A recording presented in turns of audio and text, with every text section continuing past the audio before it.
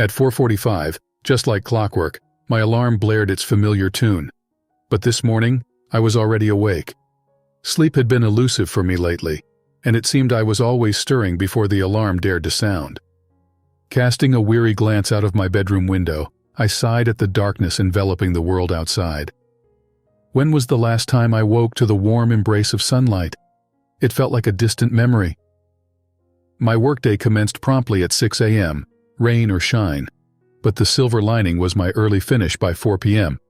I prided myself on never missing any of my daughter's activities. To avoid disturbing my wife's slumber, I tiptoed to the hall bathroom for my morning shower. She had a knack for sleeping until the very last moment, barely making it to work by 6 o'clock. The bathroom was a well-choreographed dance of schedules between myself and my two daughters. Sophia, my eldest, was usually already up by the time I entered, her groggy form shuffling towards the shower. A quick kiss on her still half-asleep cheek was met with a sleepy grunt. A similar exchange greeted me from Aurora's room as I poked my head in to ensure she was stirring. Dressed and prepared, I ventured to the kitchen to prepare breakfast for my family, a routine etched in stone. Coffee brewed, eggs scrambled, toast toasted. My morning ritual unfolded. Though my teenage daughters were perfectly capable of fixing their breakfast, I relished this small connection with them, a last vestige of their daddy's girl days. At 15 and 16, they had outgrown such sentiments, and I had become little more than an embarrassment in their eyes. After ensuring Aurora was indeed awake, I bid my wife, Daniel, a silent farewell, her feigned slumber a testament to our strained relationship. With a heavy heart, I pulled out of the garage, reflecting on the chasm that had grown between me and my family. The bitter truth gnawed at me. I hadn't done anything to deserve their disdain. It seemed my occupation alone was enough to drive a wedge between us. I was a garbage man.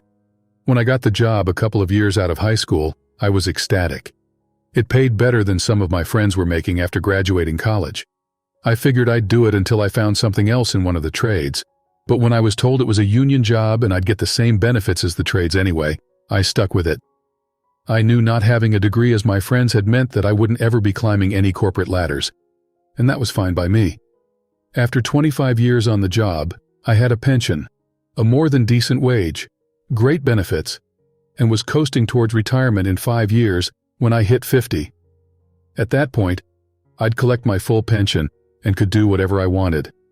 When I met Daniel, she was working her way through college as a waitress.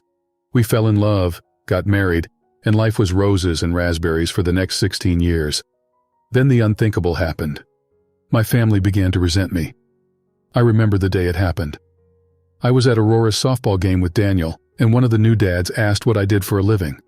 When I told him I was his garbage man, his face screwed up, and then he laughed, thinking I was joking. My wife and daughter saw his reaction, and that was the beginning of my fall. For the first time, they were embarrassed by me. It wasn't like I was coming home from work smelling like garbage. I drove the truck and rarely had to get out anymore. The mechanical arm on the basket lifted the cans in the residential neighborhoods I was servicing. I hadn't done the hard stuff in almost a decade. Sure, I had some crappy times over the years, but it wasn't all that bad. For a long time, I even had a shower in the yard before I went home every day. My family never complained. They never hid what I did from our friends. It was just my job, no different than if I were a carpenter or policeman. From that day on, life was different. Shortly after the incident, my wife got a promotion to management at her office. She worked in a bank, and her promotion netted her a nice raise. She already made quite a few bucks more than me, and that raise made the spread even greater. It didn't bother me, though. I was proud of her, but I guess it bothered her. She began to dress better and bought fancier jewelry. I didn't mind. She was still beautiful at 42, and I liked to see her dressed up. Her long legs looked great in the skirt she began to wear, and the high heels propped up her rear nicely. She also started buying my daughters more things. I think that's what may have turned the final screw. After the incident, they no longer acted the same towards me and were almost overdoing it in their adoration of their mother. I hoped it was a phase, but that didn't look likely. My girls were once daddy's girls. I coached their sports teams when they were young, played dolls with them, and had tea parties. Hell, I even let them paint my fingernails and style my hair when we played salon together.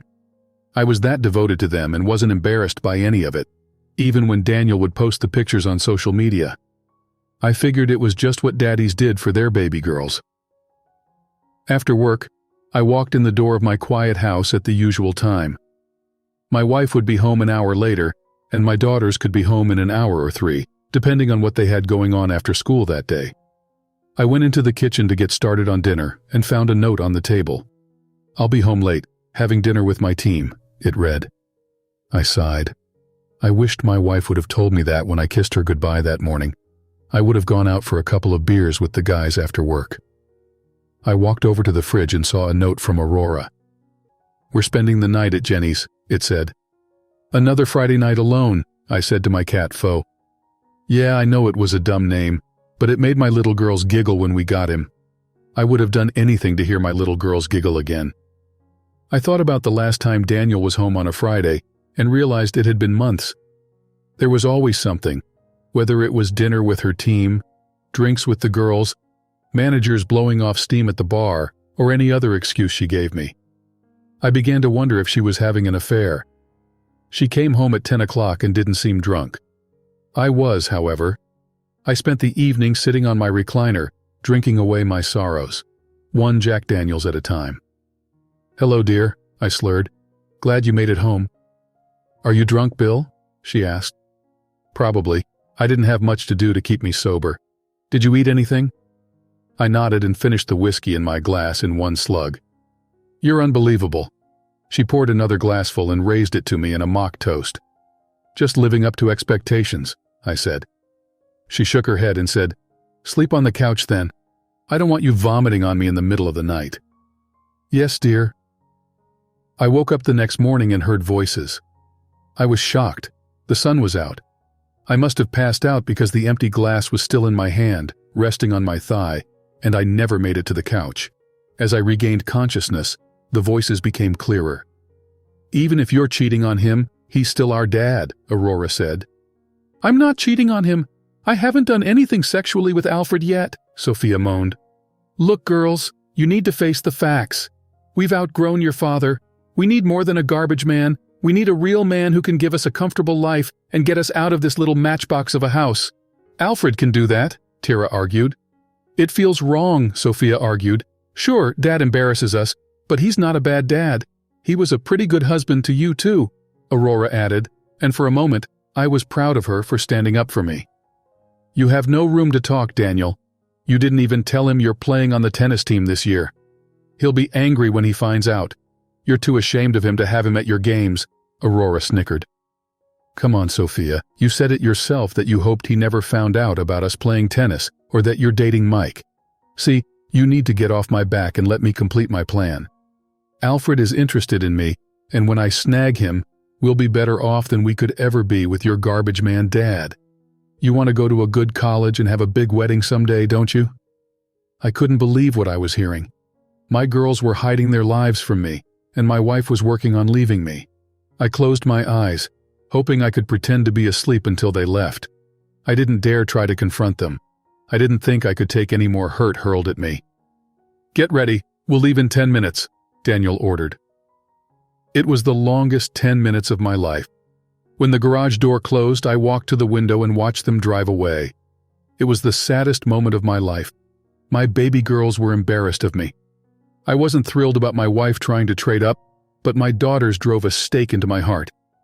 I took a shower and decided to go out for something to eat. I was pretty well hungover, but I knew I had to eat something or I'd never feel better. I thought about packing a bag and leaving, but I didn't want to spend the money on a motel room. I could sleep on the couch and probably be just as comfortable. I walked into the family restaurant in town and sat at the bar. I ate there once a week and knew all of the waitresses and the owner by name, so I was surprised to see a beautiful redhead working the bar. "What can I get you?" she said. "Black coffee, please, and my usual is the biscuits and gravy with over-easy eggs on top and a side of bacon," I replied. "Sounds yummy. I'll remember you going forward. It's my first week," she responded with a wink and walked off. I followed her with my eyes and enjoyed the view of her in her black leggings.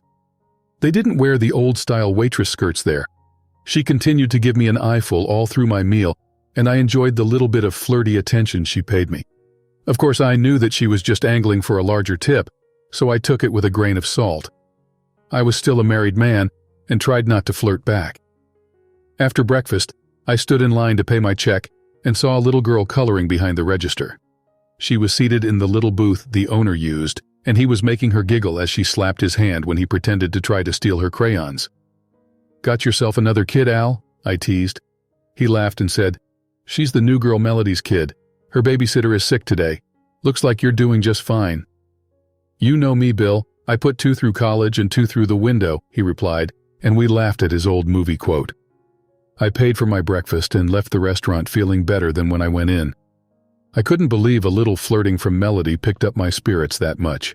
I decided to go home and cut the grass. A little yard work would keep my mind off my family problems and Melody's, but I was halfway done mowing the backyard when I saw my wife calling to me. I ignored her, pretending I didn't hear or see her. The sunglasses and loud noise from the mower helped. She finally gave up after a few minutes. I wasn't prepared to deal with her. I still had no idea what I was going to do. I was leaning towards pulling a runner and taking all our money, but we didn't have enough money for me to live on until I retired. I just had to figure out how to inflict the most damage on her in the divorce. If she wanted out, she could get out. I hoped I could get the house and let her move in with her lover boy. I figured she'd take the girls with her the way it sounded. When I finished, I sprayed the grass off my lawnmower with the garden hose and pulled the bags of grass clippings beside the garage. I took as much time as possible trimming and edging, and when I was done, I liked the way everything looked. I decided against using the trimmer on Daniel's flowers. I figured I'd just have to replant them down the road. Aurora bounced out of the house and asked, "Daddy, can you drive us to the movies? We're going to see Barbie with some friends." I wondered if one of the friends was that boyfriend Sophia was hiding from me. "No," I barked. "I'm busy. Dead." She moaned, "Mom's going to come play and can't drive us." My head snapped over. "Who's she going to play with?" Aurora looked scared and stuttered, I don't know. You'll have to ask her." I went back to sharpening my mower blade and said, "Whatever, Dad. What about the movie?" She begged, "Ride your bikes or get a ride from someone else. I'm busy." She stood there for a few moments as I continued to ignore her presence. I'm sure her face wore a shocked expression. I didn't always say yes to her, but I'd never said no to her like that. Things were going to change from that moment forward, and she'd need to get used to it. Every man for themselves, I figured. I heard the garage's side door slam and shook my head. The big door was open, and she could have just walked back out, but she couldn't slam that one. 20 minutes later, my wife walked into the garage wearing a little black dress. I was in the middle of changing her car's oil, and she was pissed. "What the hell are you doing to my car? I have to go to the play," she shouted. "What play? You never told me about a play. I just started changing your oil, goddammit. I was trying to get your attention when you were cutting the grass," I replied. "My coworker Cheryl has tickets to Wicked and her husband is sick. I'm going with her," she said, annoyed. "Oh well. I should be done in about an hour," I lied. "An hour? The guys at Jiffy Lube do it in 20 minutes, she exclaimed. "Sure, but this ain't Jiffy Lube, is it? It takes me a bit longer," I retorted. She looked at the engine with the funnel sticking out and the air filter sitting on the side, then huffed back into the house. There was no way she'd take my truck.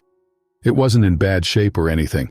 She would just never set foot in it, only in her fancy Mercedes. I wondered if she was going to play with her boyfriend. It would be interesting to see who picked her up.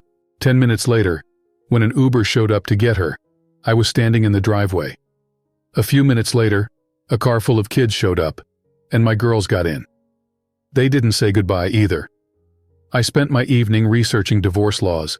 I learned that I wouldn't be too screwed. The one thing that got my attention was, since Daniel made more than twice my income, I'd pay a reduced child support amount, and she'd have to pay me alimony. The best part is that while child support would end in a couple of years, she'd have to keep paying alimony. The state had a calculator on the net that I used, and it even told me how long she'd have to pay. The next morning, I was up at my usual time and showered. I had nothing planned for the day, but I decided to get breakfast at the diner and go to the Sox game. That made me sad because if not for the betrayal of my family, we'd have gone together. The girls loved the Sox and used to love going to their games. I walked into the restaurant and sat at the bar. I smiled when Melody's smiling face came out of the kitchen with a pot of coffee. "Hey there, Billy. What's new today?" she asked. "Divorce," I deadpanned as she poured my coffee. "Are you serious?" she asked. I nodded. "Sorry to hear that, Bill. Divorce sucks, believe me," she said sympathetically. I shrugged my shoulders and took a sip of the scalding beverage. "Do you mind if I ask what happened?" she inquired. "My wife and daughters decided I wasn't what they wanted anymore. I'm a garbage man and I embarrassed them by their own words. It turns out my wife is shopping for my replacement without telling me," I explained. "I'm sorry, Bill," Melody said. "Excuse me while I refill the cups." I watched her walk away and was pleased to see her perfect posterior on display again. "I'm Jessica," came a voice from the little girl I saw the day before.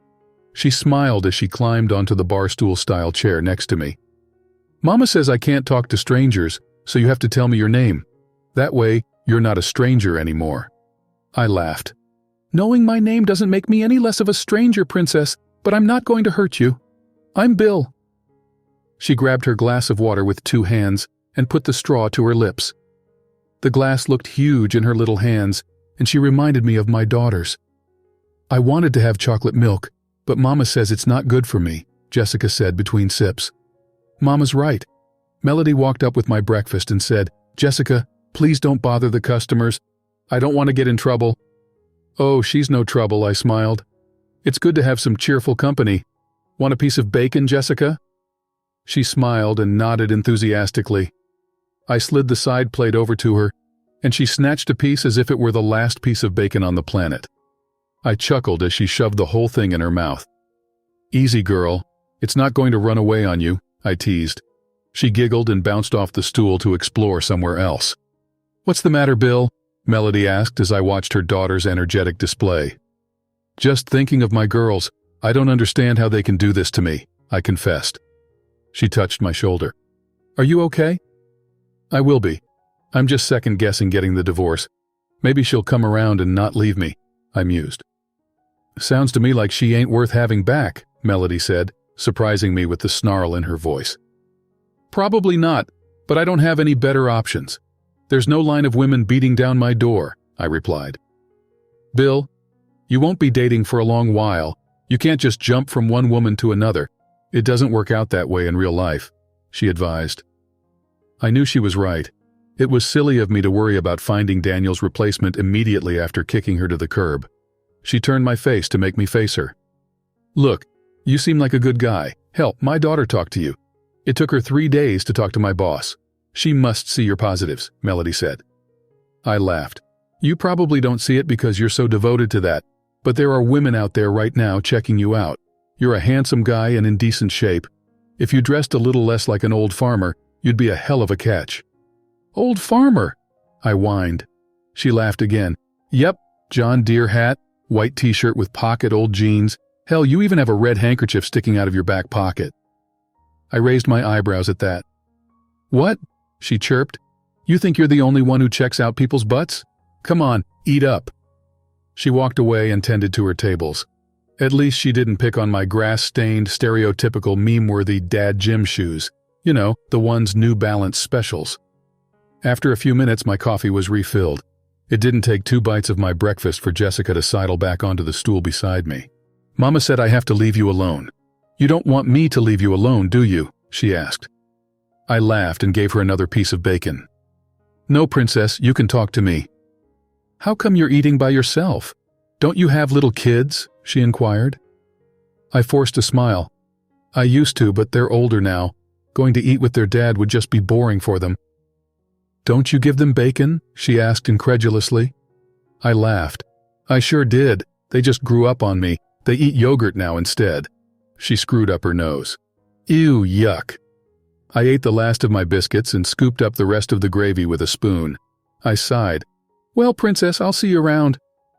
"Leaving so soon?" Melody asked from behind us. "Yeah, I'm going to the ball game and want to hit Home Depot first," I replied. "Sounds fun. I've never been to a game," she said. "Oh yeah, today's Kids' Day. When my girls were little, we'd go every time. They used to get so excited running the bases, it was hard to get them off the field," I reminisced. "Cool," she said. "Have a nice day." It was hard to believe the words left my mouth, but I blurted, "Want to come with?" I was shocked. I didn't even think about it before asking. "No, we couldn't do that. It's… she stammered. "Mama, please, I want to run on the field. Do you know how to run the bases?" Jessica interjected. I asked, looking at Melody and smiling. "Well, Mom, what do you think? The game's at 1. We have plenty of time." She bit her lip and seemed to be stifling a smile, but said, "Okay, I'll be done here at 11 when the lunch girl comes in. You're sure it's no problem?" "Positive." Jessica started clapping. "I'll be back to pick you up at 11, I said. Then I paid my check and said goodbye to Al. I couldn't get the smile off my face if I had a chisel. But what the hell was I doing? I walked into the garage and set my bags from the hardware store on my workbench. Daniel's car was gone, but I didn't care. I put on my old Paul Kirko jersey and found my well-worn Good Luck Sox hat. I wore the same outfit to every game I went to with the girls. "Are we going to the game, Daddy?" Sophia asked. "No, I'm going to the game," I replied. "What do you mean you're going without us?" she whined. "Yep." I put on my hat and left her standing in the hallway wondering what was going on.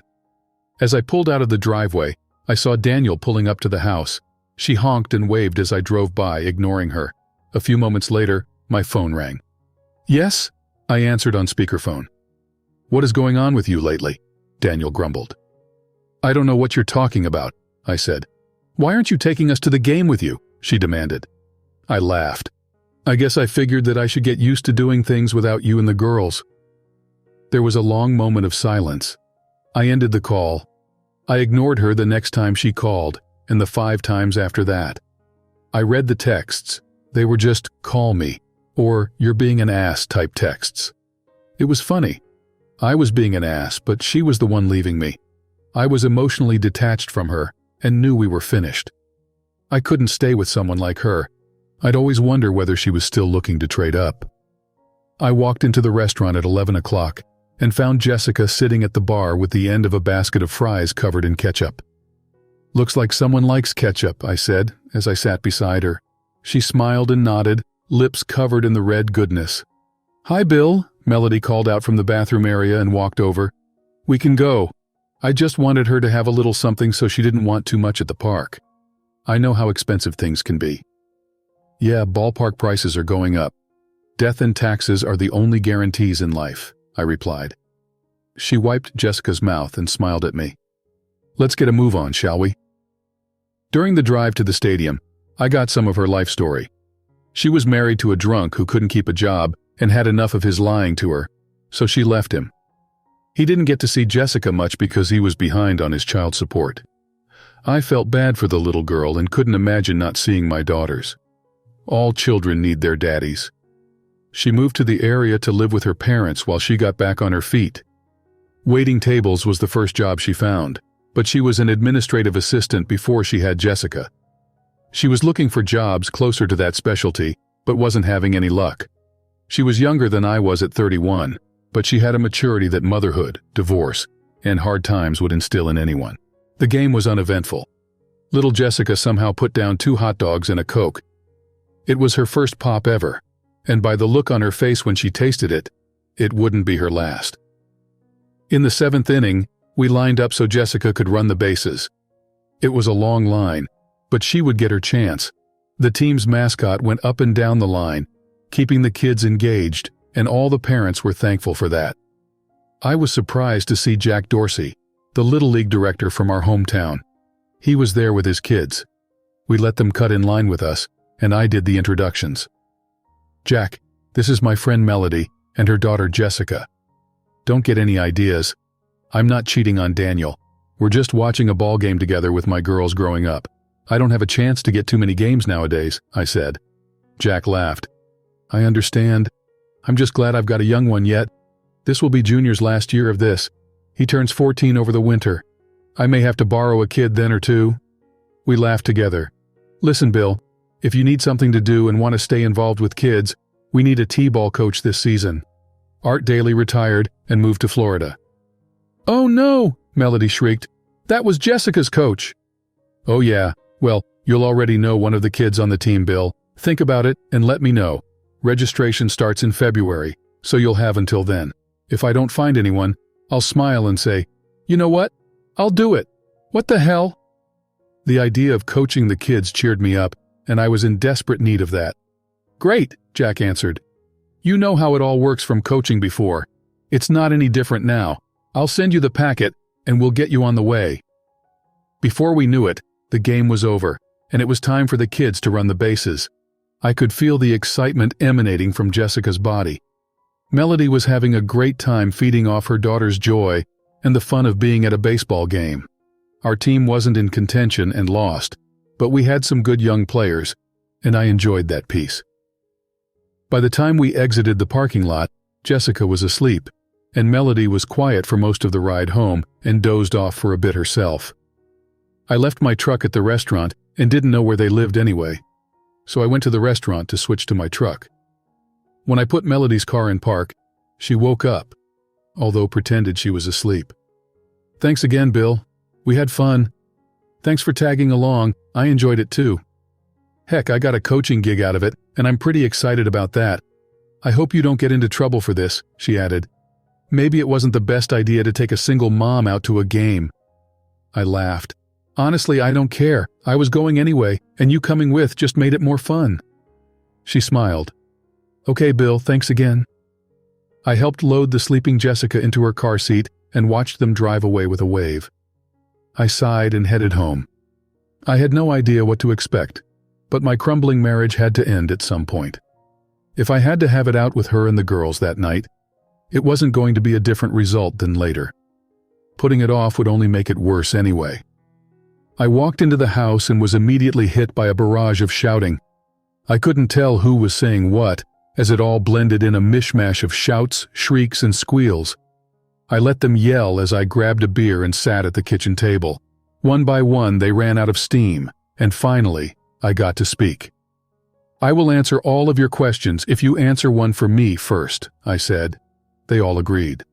Why should I care? Daniel shouted. What do you mean, why should you care?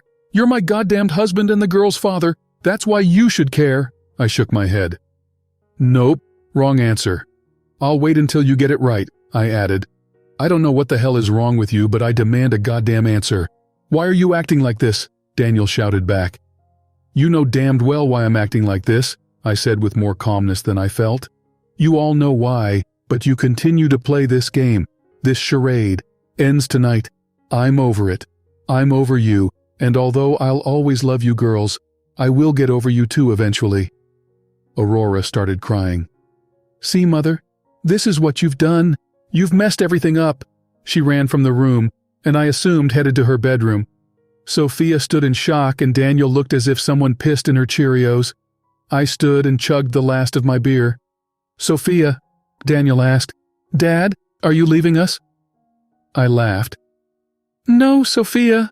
She blanched at the coldness of my using her name instead of pumpkin, princess, or any of the other terms of endearment I used.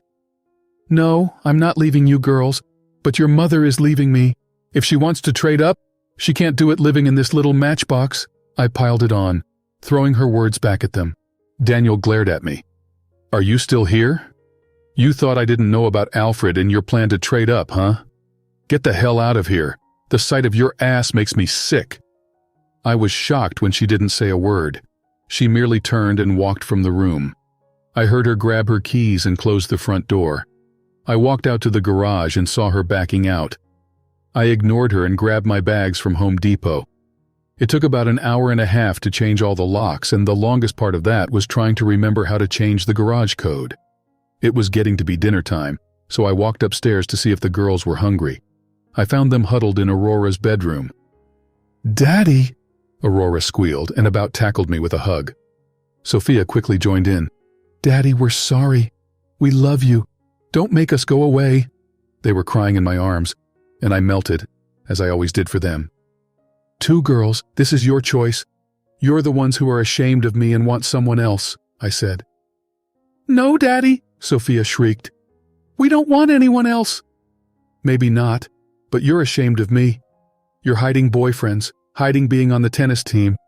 You don't want your friends to know me, the same friends I coached all through softball, the same friends I drove to the mall, the same friends I showed how to protect themselves against boys that won't take no for an answer.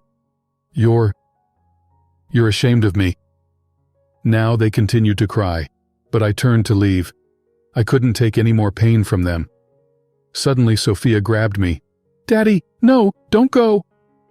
"What do you want me to do, Sophia? What do you want me to say? You're crushing my heart, and you want to flip-flop around playing games with me? Grow up." I pushed her off me and hurried into my room. Thankfully, I had a strong lock on my door, and it wasn't one of those doors that were more for show than function. They weren't getting into my room. I sat on the bed and fought back tears. How could I forget all of what they did and act like it never happened? How could I forget they didn't tell me what their mother was planning? How could I let myself hurt them as much as they were hurting me? I opened my door and they burst into my room. We hugged, and they cried some more. They were my girls, my everything. I had to find a way to forgive them, but it wouldn't be overnight. It turned out Alfred was already on board with Daniel trading up for him. What he wasn't on board with was taking on 2 teenage girls with her, as his house was a bachelor pad without room for 2 additional girls. The divorce was surprisingly smooth. We agreed on joint custody, and with the girls wanting to stay with me in the home they grew up in, and Daniel abandoning them to live with Alfred, I got custody without a challenge. The alimony and child support Daniel had to pay me ate away her big raise from the promotion, but she didn't care. It was a preset calculation, and I didn't fight for more.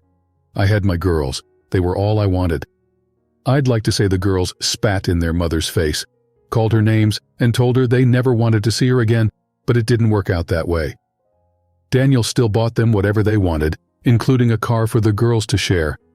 I didn't have any real contact with her after the final date, so I had no idea what her thoughts were. The checks cleared every month for alimony and child support, and that was all I wanted out of her. It took a couple of months for me and the girls to work through our issues. The girls claimed they weren't embarrassed by me, that it was their mother's influence that made them ashamed of me. I didn't fully believe that, but when I was introduced to their boyfriends and given sports schedules again, I let it go. Things were getting back to normal, but I kept a close eye on how they treated me. One of the reasons the girls were shocked at the depth of their mother's betrayal was the savings account I had set up for them. They said Daniel made it seem as if they had to go to a cheap college and pay for it with student loans. I showed them it wasn't true. I had an account with a brokerage firm that I put money into every month since they were born. It would be enough to send them to school and whatever else it didn't cover. Their mother and I could afford it. Daniel didn't go after it in the divorce. The day after I got the final divorce decree in the mail, I went to see Melody at the restaurant for breakfast. We'd see each other once a week when I had breakfast there, but we never went out again. I wanted to rectify that. "Hey, stranger," she said as I sat down at the counter. "Hey yourself. What brings you in on a weekday?" she asked. "My divorce is over, and I'm a free man now," I said. She raised her eyebrows and poured my coffee. "I was hoping, now that I'm not married, you'd let me take you out." She smiled. "Like a date?" "No, not like a date, a real date, goof," I replied. Her smile widened. "I don't know. I don't like the idea of being a rebound girl. Maybe I should make you play the field for a while first." I shrugged. "Okay, forget it. I'm sure someone else will." "Shut it, dummy. You can take me out on Friday night. I'm not going to let anyone else get a crack at you," she said.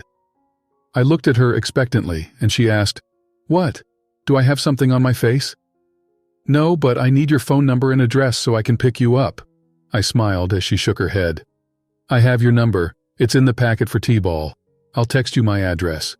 "You've had my number all this time and never used it?" she teased. "I've had it all of 3 days since registration was just last week," she groaned. "Now, leave me alone so I can get your breakfast." She winked and walked away, perhaps with a bit more wiggle than she usually had. My daughters were initially not a fan of my dating a single mother with a little girl. If jealousy were tangible, the greenness would have left a trail behind their bodies. The Saturday after my first official date with Melody, I invited her and Jessica over for lunch. I told my girls they were coming over, and I was cooking on the grill, so they'd better be home. My girls loved my homemade barbecue rub and sauce. "Daddy," Aurora said, "we were double dating for lunch and a movie on Saturday." "That's no problem. You can still go to the movies and then dinner. Just have lunch with me and meet Melody and Jessica. Once we eat and spend some time together, you can go out." Aurora stomped off, and Sophia kissed my cheek. "I'll be here, Dad, if for no other reason than to make sure you haven't replaced us with that little girl." She turned and walked away, as if she had just delivered a counter-offensive to some charge. They thought I was turning against them, and their attitudes bothered me. I tried to push back those feelings. I got up early and made my rub for the ribs and chicken legs I was preparing. While the ribs were cooking low and slow, I decided to make my barbecue sauce. I wasn't exactly a pit master, but now that I was single, I decided to indulge, denied by the smoker Daniel always rejected. As I looked around my backyard and patio, I resolved to embrace the things Daniel had rejected. I was making potato salad when the doorbell rang. I tried to get to it before my daughters could, but that was a losing battle. Melody hadn't made it into the house yet before my girls started grilling her with sneers. "Where do you live? Where do you work? How old are you? Are you divorced?" They couldn't get a word in edgewise. "Girls, Sophia and Aurora, step away from Melody and Jessica, please," I interjected. "Please forgive them, Melody," I said, looking at my daughters. "I'm not sure what they think they're doing." "It's okay, Bill," Melody answered sweetly. "They're just looking out for your best interests, no matter how rudely." The smile she gave them could have cut glass. "Anyway," I said, "this is Aurora and this is Sophia. Girls, this is Melody and her daughter Jessica." Jessica was hiding behind her mother. So much for the sassy little extrovert, I thought. I reached out for Jessica to take my hand, and she shyly took it, allowing me to guide her out from behind the protection of her mother. She looked up at my daughters, who were scowling at her, and retreated into my leg. I looked at my daughters, and they read the expression on my face. It was not one of pleasure. "Melody," I said, "how about you take Jessica into the kitchen? I was just finishing mixing the potato salad. Maybe she'd like to help stir it." My daughters frowned. When my girls were little, they would stir things for me. They hadn't done it in a few years, but the memories were coming back, driving home what the result of their actions could mean. I would not stand for them ruining things with Melody, and they feared if they did, I would have other daughter options available. "Wait," Aurora interrupted. "I'm sorry if we were being a little rude. I guess we're not taking the divorce well, and Dad moving on so easily." I snorted. "You sure didn't mind it when you knew your mother was trying to trade up and didn't tell me." Aurora shook her head, then turned and ran to the stairs leading to her room. "Jesus, Dad," Sophia said. "We've apologized for that over and over again." "Well, I find it pretty shitty that you were cool with your mother's while she was trying to trade up. But after she divorces me, when I bring home a woman I'm interested in, you guys treat her like crap. You can't handle my moving on, but you could handle your mother trading up. Do you know what? This was a mistake. Call your boyfriends and have them pick you up. I don't want you spoiling our lunch." Melody gasped, and Sophia ran off to her room. I shook my head and sat in the recliner a foot away. I couldn't believe I drove a knife into the heart of my relationship with my girls. "Maybe we should leave, Bill." I looked up, and Melody was frowning at me. Jessica crawled onto my lap and hugged me. "But we didn't eat ribs yet, Mama," I smiled at Jessica's innocence. "She's right, Melody. We haven't eaten yet, and no matter what happens with my daughters, we can still enjoy our lunch. Let's go finish that potato salad." A wave of sadness crept over me. I didn't know why my daughters acted the way they did, but above all, I didn't know why I did. I figured the anger and frustration over their not telling me about their mother's boyfriend hadn't completely gone away, and it finally snowballed out of control. I assumed my daughters left, as I didn't hear a peep out of them for the rest of the afternoon. Jessica seemed to eat their share of the ribs for them. She was like a black hole. I didn't know where she put all the food she ate. She was especially happy with the extra cup of barbecue sauce I gave her. I liked mine with a kick, and made a small amount of it without the heat for little Jessica. She showed us how much she liked it by drinking the cup of sauce and making us laugh. Melody set her on my bed for a nap, and joined me in the kitchen for an Arnold Palmer. "I don't want to pry or ruin our afternoon, Bill, but what happened with your daughters? I thought everything was better between you?" she asked. I shrugged my shoulders. "Hell if I know. I think I overreacted too, though. I wanted you guys to meet and love each other, well, at least to get along. I guess I got irritated when they started in on you with the questions before you were even introduced. That was hard for me to take. I didn't think I raised them that way." I expected something like that, though. It's rough meeting a parent's new partner, she replied. Yeah, I know. It's just it all came rushing back to me, all of the disrespect, the shutting me out, the hiding things from me. It hit me hard, and I didn't handle it well. I'm sure they'll be fine, she said, trying to soften the hard regret I felt. I heard the front door open and shut. I turned and saw the girls walk up to their rooms. I'm going to apologize and give them a hug. Will you excuse me? I asked. Of course, I'll check on Jessica. I kissed her cheek and walked up the stairs to see if I could iron out the mess I helped make. When I got to Sophia's room, I saw her packing a bag. What's going on, Pumpkin? I asked. She looked at me with a glare, and I hoped I'd never see it again and wouldn't wish it on my worst enemy. We're going with Mom, Sophia. Look, I'm sorry I got angry when you were giving all that crap to Dad. You're right. You were right all along. We only stayed with you because Mom's better man wasn't sure if we could all live together. They bought a new house now and it has rooms for both of us. It's time we join Mom like we always planned. I stood in shock. I couldn't believe it was true. Was it an act all along? God, she sighed. You don't know how hard it's been putting on a show for you while Mom got it all sorted out. No, baby, please don't, I begged. She brushed past me, and I couldn't move. I tried with everything I had to chase after her, but was frozen. Then I heard Aurora say, It's probably for the best if you just let us go and leave us alone. I hope your trash girlfriend and her brat were worth it. We could have at least had some kind of relationship after we went to Mom's. Now I was lost in shock. When I heard Melody say, I think you've said enough, don't you, Aurora? Aurora snorted, Whatever. I hope you're happy with him in this little matchbox of a house. What am I saying? Of course you will be. It's probably an upgrade from the gutter you're crawling out of. I heard the front door slam and was finally free to move. I turned and saw Melody sitting on my bed, stroking Jessica's hair as she slept. I'm sorry, I don't know what else to say, I said as I walked into the room. Melody shrugged her shoulders. I could see a tear escape down her cheek. I can't believe they've been lying this whole time. I was just a placeholder until their mother could take them with her. I sat on the bed next to Melody, and she rested her head on my shoulder. I've never seen anything like that, Bill. I don't know what's going through their minds. I guess you won't want anything to do with me now, she sighed. I lifted her head and kissed my cheek. None of what happened changes how I feel about you. I would rather have had a good relationship with your daughters, but I'm not going anywhere. This is all their mother's influence. I didn't raise them to be like this. I'm so crushed. I've lost them. Maybe you have, maybe you haven't. No one knows what the future holds, Bill. Just don't close the door. Someday they might come back to you when they realize what they've thrown away, Melody comforted me. I exhaled a deep breath. I didn't have any hope they would. 3 days later, my lawyer called me to tell me Daniel filed for changes to our custody arrangements. Since the girls went to live with Daniel, she wanted child support and to be named the custodial parent. I told him to deal with it, and if I didn't have to appear in court, then all the better. I didn't want to see any of them at that point. Melody and I carried on building our relationship. After 6 months, she found a job as an administrative assistant, and as a result, had a major boost to her self-confidence. We were living together in my house and would get married in her hometown a few months down the road.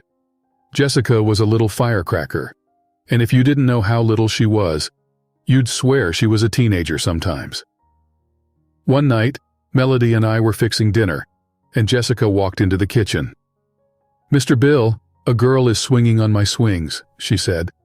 I looked at her with surprise and went to the back door. I saw my daughter Aurora slowly rocking on a swing on our old swing set. I didn't know what to do. I hadn't heard from either of them since they tore my heart out and left. I felt Melody's hand on my shoulder.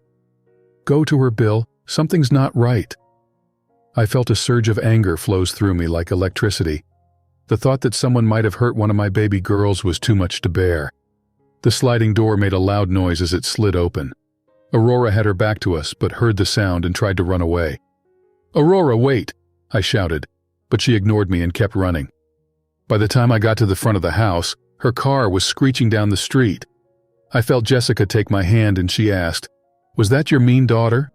I picked her up and said, They weren't always mean, Jessica. At one time, they were just as sweet as you are.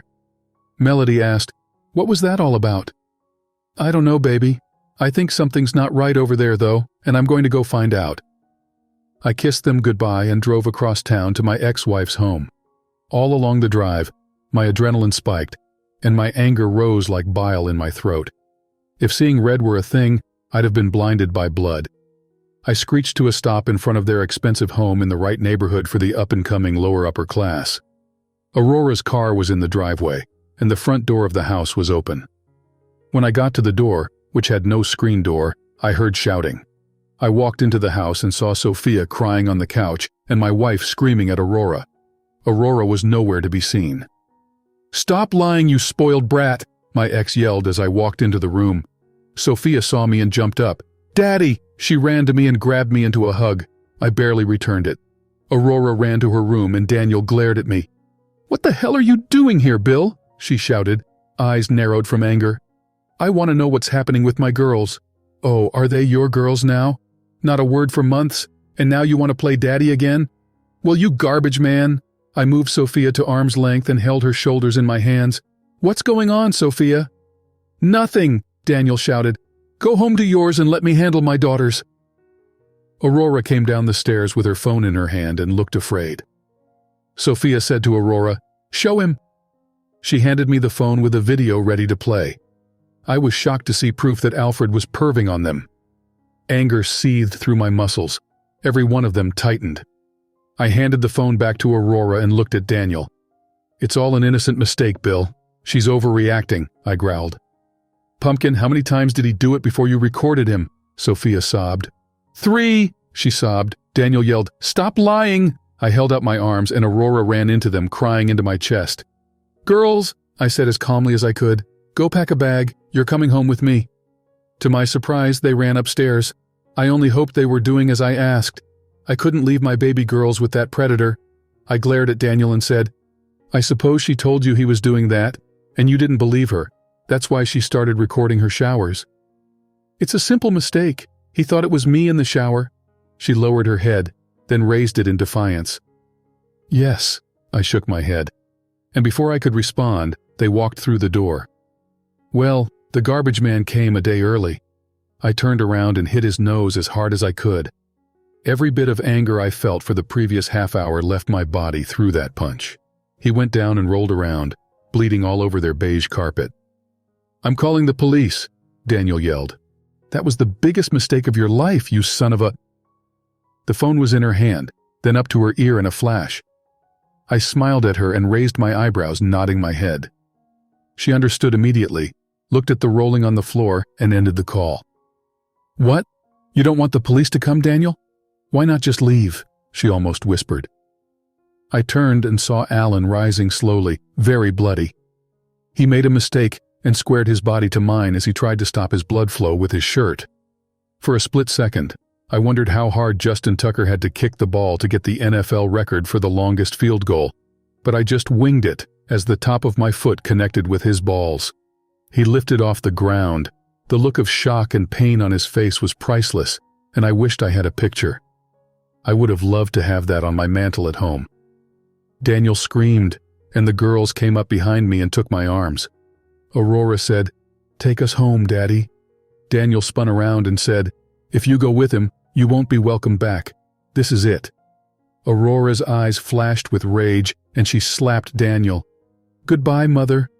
As we drove, I asked, "Did he ever touch either of you?" "No," they said in unison. Sophia added, "Did he ever walk in on you?" "Yes," she said, hanging her head. "Why didn't you lock the door?" I asked. "The lock is broken, and the only other shower is in their bedroom. We're forbidden from using that bathroom," she explained.